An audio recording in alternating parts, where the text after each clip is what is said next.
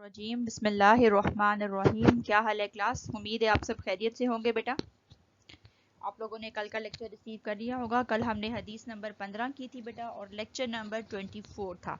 ठीक है बेटा। और जो आपने हदीस की थी वो हकूकुल इबाद से मुतल्लिक थी, लोगों के हकूक, हुस्न माशरत, हुस्न अखलाक से मुतल्लिक थी। ठीक है बेटा। आज हम आगे चलते हैं। आज जो है वो लेक्चर नंबर अल्हम्दुलिल्लाह हमारे यहाँ पर आज 25 लेक्चर मुकम्मल हो जाएंगे और अपने मफहूम, अपने मतन के अतबार से, अपनी अहमियत के अतबार से, नाफिज करने के अतबार से बहुत इम्पॉर्टेंट है। बहुत ही ज़्यादा हमारे वो चीज़ हमारे अंदर कसरत से पाई जाती है। ठीक है बेटा। और जिसका ख़ात्मा करना या एटलीस्ट उस पर कमी लाना बहुत ज़रूरी है। ठीक है। एक जज्बा, एक फीलिंग, एक रवैया जिसको दुरुस्त करने की, जिसको मुनासिब करने की ज़रूरत।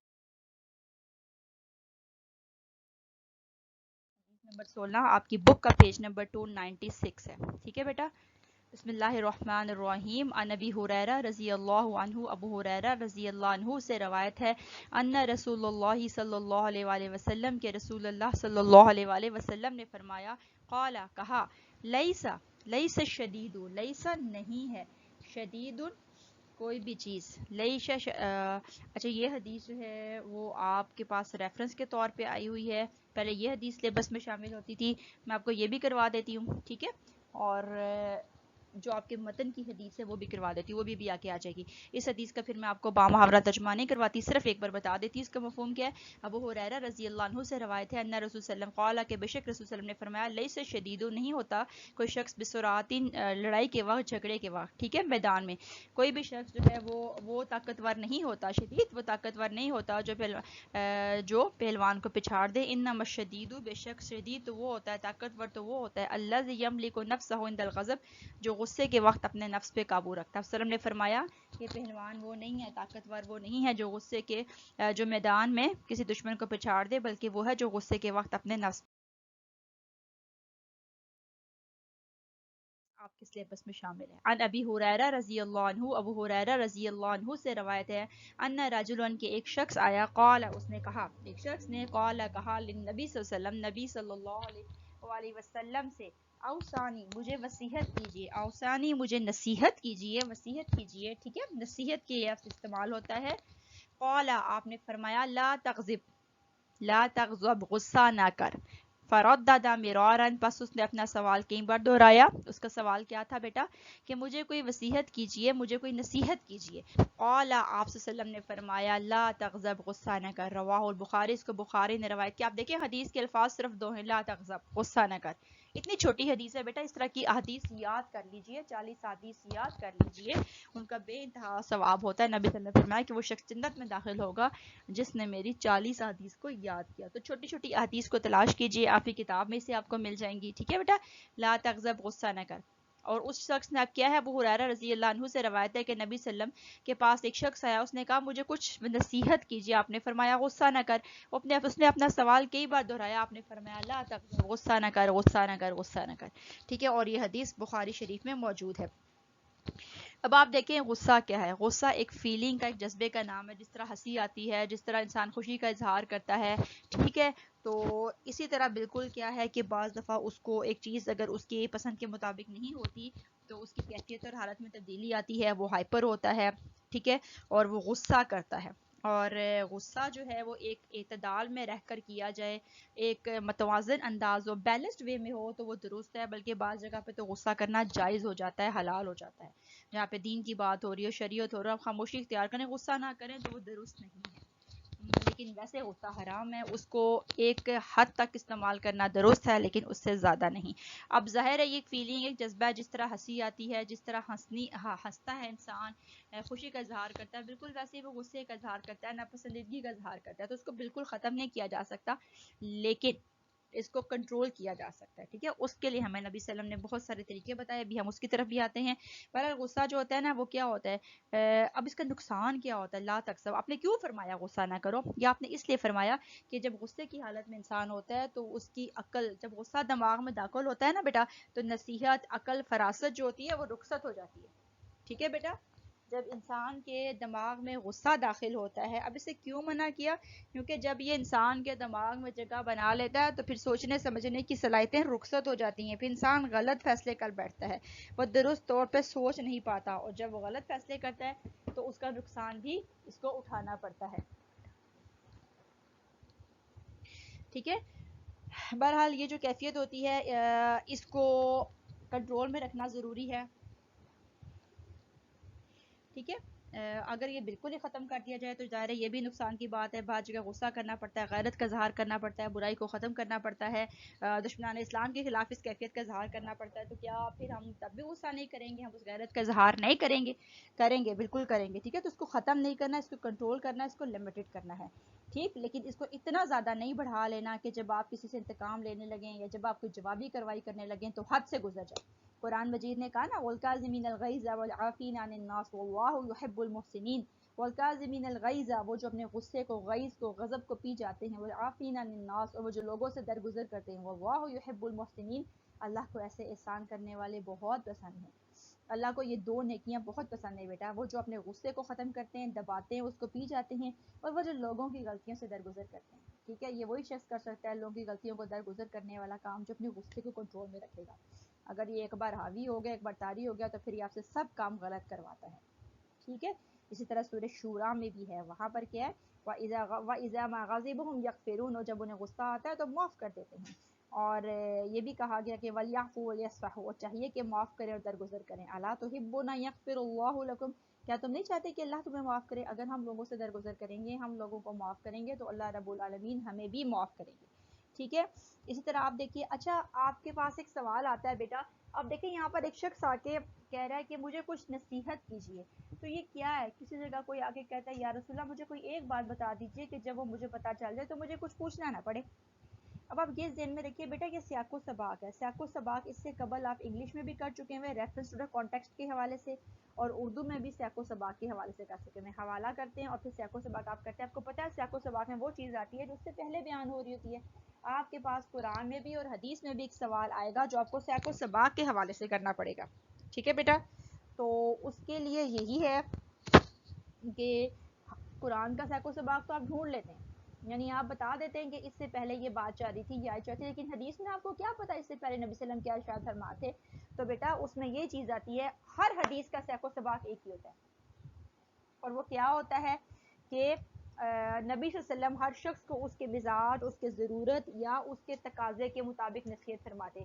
بعض دفعہ ایسا ہوتا ہے جس طرح شخص نے آ کے خود سے سوال کیا, اوصانی, مجھے کچھ وصیت کیجیے, مجھے کچھ نصیحت کیجیے. ایک شخص نے آ کے کہا یا رسول اللہ مجھے کوئی ایک بات بتا دیجیے کہ اس کے بعد مجھے کچھ پوچھنے کی ضرورت نہ رہے, آپ نے اس کو بتا دی.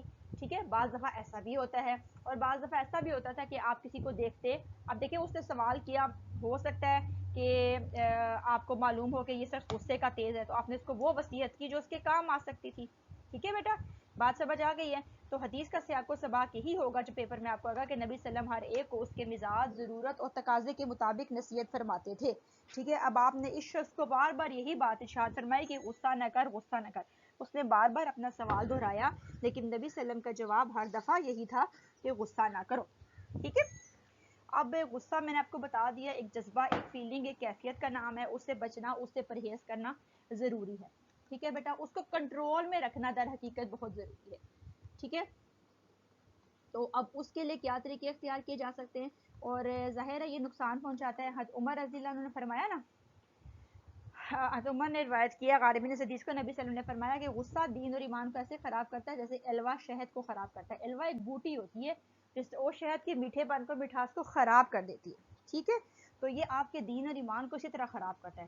ایک بعض دفعہ اچھے بھلے مومن لوگ ہوتے ہیں, لیکن جب غصے میں آتے ہیں تو ہر چیز ایک سائڈ پہ, کہ بس اس وقت تو مجھے غصہ آ گیا تھا. طلاق دی جاتی ہے تو غصے میں دی جاتی ہے, گالی بکی جاتی ہے تو غصے میں بکی جاتی ہے. ٹھیک ہے. در حقیقت غصہ جو ہوتا ہے وہ شیطان کی طرف سے ہوتا ہے. اب اگر نبی صلی اللہ علیہ وسلم کی ایک حدیث جو طویل حدیث ہے اس کو دیکھیں تو آپ نے فرمایا کہ غصہ شیطان کی طرف سے ہے, اور شیطان کو آگ سے پیدا کیا گیا, اور آگ کو پانی بجھاتی ہے. ٹھیک ہے. پانی بجھاتا ہے, لہٰذا جب غصہ آئے تو وضو کر لیا کرو. بعض جگہ آتا ہے کہ تو پانی پی لیا کرو. ایک حدیث میں آتا ہے جب کسی کو غصہ آئے تو کھڑا ہے تو بیٹھ جائے, اگر بیٹھا ہے تو لیٹ جائے. ٹھیک ہے. بہرحال جس بھی حالت میں ہے وہ اس کو بدل لے, اس سے اس کو تبدیل کر دے. اور غصے کے ٹائم بیٹا کچھ ٹپس ہوتی ہیں، آپ ایک بات ذہن میں رکھیں، جب بھی غصہ آیا فوری طور پہ کوئی فیصلہ نہ کیجیے، فوری طور پہ کوئی ری ایکشن نہ دکھائیے، ٹھیک ہے، کیونکہ وہ شدید ترین ہوگا۔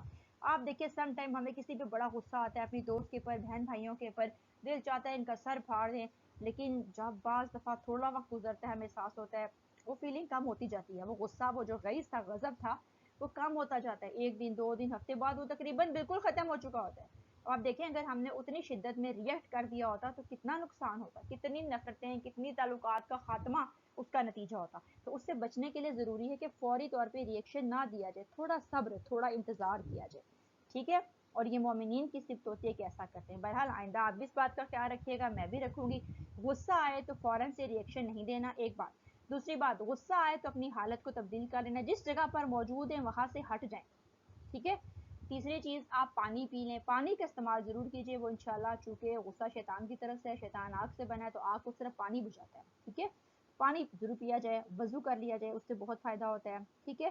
اب غصہ دبانے کے فائدے کیا ہوتے ہیں؟ غصہ نہ کرنے سے اللہ تعالیٰ کی محبت حاصل ہوتی ہے، اللہ نے ایسے لوگوں کو محسنین میں شمار کیا، ٹھیک ہے۔ غصہ دبانے سے انسان کے اندر صبر کا مادہ پیدا ہوتا ہے، غصہ کرنے والے کا درجہ بلند ہوتا ہے، لوگ کہتے ہیں دیکھیں جس نے کوئی ریئیکشن نہیں دیا، اس نے کتنا کنٹرول کیا اپنے آپ کو، ٹھیک ہے۔ اور غصہ دبانے سے ہے امن پیدا ہوتا ہے، نہیں تو ایک نے قتل کیا، دوسرے نے کیا، ایک نے جھگڑا کیا، جواباً دوسرے نے کیا، تو وہ لامبتناہی سلسلہ شروع ہو جاتا ہے، محبتیں ختم ہو جاتی ہیں، قدورتیں ختم ہو جاتی ہیں، ٹھیک ہے۔